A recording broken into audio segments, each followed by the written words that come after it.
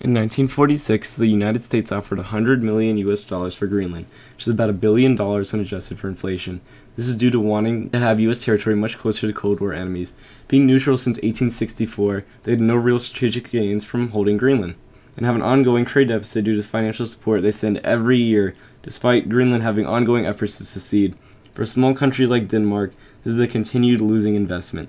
The US got what it really wanted anyway when Denmark joined NATO, and part of this being the Thule Air Base. The Danes cannot even economically utilize it to reinforce the Northwest Passage, as they are a relatively peaceful country. Future resources is a common claim that actually pretty much goes nowhere, because they've been saying this for a long time, and Greenland still hasn't really produced all that much. As the North Pole melts, this is a different story, because there's believed to be massive oil and natural gas reserves under the North Pole.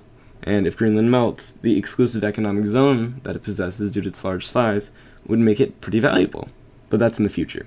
As of right now, its only real valuable that it could be tapped into would be fishing and mining.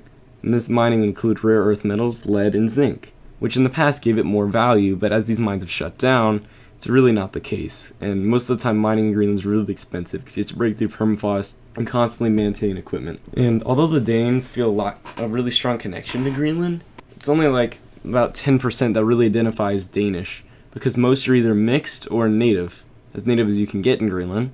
And due to that, it's more like a one-sided relationship, which is why you see the current ongoing trend of trying to break away and become independent, even though they only have like a $20,000 GDP per capita, as they have continually struggled. There's not a lot of resources in Greenland, so it's hard to have jobs. And that's why they continue to struggle, and why Denmark sends them sort of aid every year, because they are part of the kingdom. If something's part of your kingdom, and the Kingdom Denmark, you're not just going to give it away if they're your nationals, your citizens. And although the president of the U.S. holding onto Greenland in 1941 until the end of World War II to prevent the Nazis from having it, that wasn't permanent. And they also managed to buy St. John, St. Croix, and St. Thomas, which is now the U.S. Virgin Islands.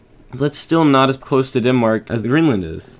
And the U.S. got what it wanted anyways in 1951 with the NATO deal, which allowed the U.S. to build a total of 33 bases and radar stations.